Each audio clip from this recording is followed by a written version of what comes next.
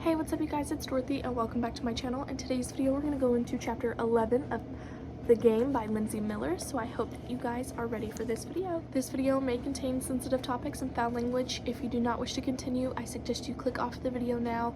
You have been warned. Chapter 11. The next morning, Leah rose with the sun and Abby didn't. The fact haunted her, a ghost at her heels as she packed her bag for a Saturday of assassinating Leo. She had spent all night figuring out how to get Leo, and the thrill of the game of doing something right lifted the weight in the pit of her stomach. She waited in the dark of her living room for Jim, the sounds of her father's snoring thundering in her ears.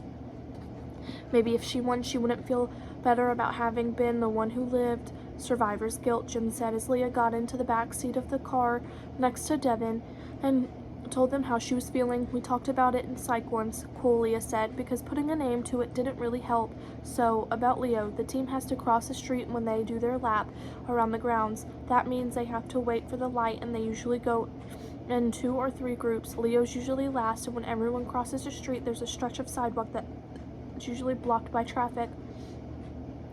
He'll feel safe. He won't speed up because usually he wouldn't be alone. We hit the crosswalk buttons on either end of the street and delay traffic. And one of us takes him out while he's crossing the stretch. He won't be in the line of sight of the others if they all stick to their usual running patterns, and given how exhausting practice is, they probably will. On top of things, as always, Devin said, Jim and Ben will hit the crosswalk buttons because of traffic. They won't count as alone, so we have to stop traffic, Leah said. Devin or I will take the shot from across the drainage ditch. Going to challenge me to a duel to determine who's the best shot is? Devin asked. Leah grinned. I'm the best shot. I was just going to let you take it if you wanted. The best Jim and Lincoln was across from a closed YMCA. Jim let Devin and Leah off at the YMCA's parking lot, all three making sure no cars had followed them, and no one was watching from the windows of the gym. Devin helped Leah out of the car and flipped up his hood. If they got caught, it would be best if Leo didn't know. It was them. She pulled her wool hat lower. Here, she said, and pointed. The gate at the edge of the overgrown YMCA lot. There was no fence attached to it, and the little valley behind it was meant for water runoff, but it had been far too dry for that. It's not trespassing, I checked. We can keep watch from atop the other side. The moment Leo's alone, we've got him. How many times did you spy on the team to figure this out? Devin asked, his face drenched in light from the rising sun. Only a few times, she said, not meeting his eyes. It meant I knew enough about the whole team to call it there. He shook his head, and Leah trudged on out of the creek and up into the little forested area separating the neighborhood from the old lot. His chuckling followed her. What? She asked. Not all of us have everything figured out. I need something to be good at, and games are it. Competitions. You've got orchestra, and I've got this. Leah had always needed something. She was hungry, but everyone always told her that what she wanted wasn't right. It was like wanting bread and being told carbs were bad. She wanted to do what she wanted, and here she was finally doing it, except none of it was right. Devin squeezed his eyes shut and sat on a mossy rock. I'm worried about you.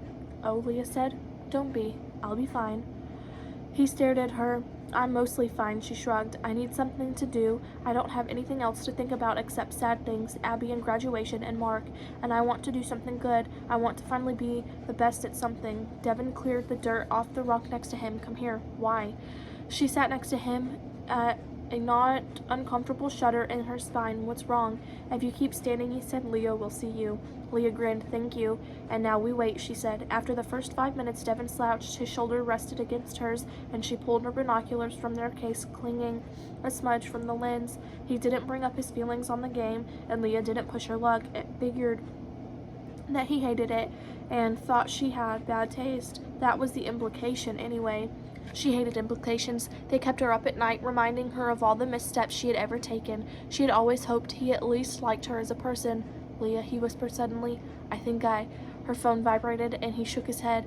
He's on his last lap and the last in the pack, Leah said, reading Jim's text. Stopping traffic now. Leah rose to her knees on the rock. Devin braced against her side, keeping her steady. The stragglers ran past, and a single figure bringing up the rear came into sight. Leo slowed a bit, shaking out his ankle, and glanced up and down the street. The runners ahead of him turned the corner. He froze. Leah pulled the trigger, and water splattered against Leo's chest. He stumbled back and shrieked. Leah leapt to her feet. Yes! Her water gun hit the ground, and she grabbed the towel from her bag. Leo, you are officially out. He stared at her, mouth a wide O. "The hell, Prince," he shouted and laughed. "Did you clear the road or something? How long have you been back there?" "Not long. Sorry, but you're out," Leah said, tossing him the towel. "No hard feelings? Man, I hope the rest of my team gets you next." But Leo snorted as he said it and threw the towel at her. "Solid, though. I didn't think anyone would just wait around on the off chance I'd be alone for a few seconds. Am I your first?" Leah nodded. "I got to get back," Leo said after a minute of laughing and drying off. "Nice shot. Thanks." The moment Leo vanished over the edge of the creek, Devin wrapped Leah in a hug.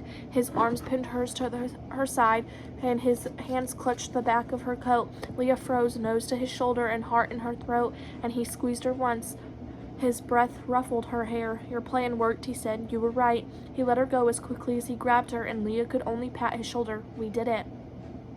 "You did it," he said, following her out of the creek. "I just watched. Still, I like having you around." She laughed and shook her head. "It's just a game, but it makes me happy." Tires squealed in the distance. Leah jerked, twisting toward where the sound had come from. Branches bobbed in the forest, each rustle and creak another. Shock to her heart, and a shadow that might have been a car driving past slipped through the trees. Devin's fingers tightened around hers, and he tugged her toward the gym parking lot. "You're not alone," he said. "If you see your assassin, they can't kill you now." "I don't see anyone. I keep thinking I do. I thought—" She glanced down. Her hands were shaking. She couldn't feel them at all. She pressed her scabbed palms together and hissed, "I thought I saw someone that morning with Abby, but I didn't." "The game and Abby, even though it was an accident, are making you paranoid." His fingers brushed her back and fell away. "That's why I'm worried." She waved to Jim across the street. "Maybe it is just that. Have you noticed anyone following you?" He shook his head. "Like I told you before, I haven't noticed anything out of the ordinary." She was pretty sure he hadn't told her before, but she had forgotten nearly a whole day in her journal. "Maybe your assassin hasn't gotten serious yet," Leah said, "or they got taken out already." "Maybe," he said. "Still a pity I don't get to take you out." "If we're the last team standing, then you can take me out." She froze. "Is that a promise?" he asked, glancing at her from the corner of his eye. "Threat," Leah smiled, full of their success against Leo and her need for something better than what her life was right then, and said, "If we're the last team standing, you can try to take me out." That is the end of this chapter. I will see you guys in the next video. Bye!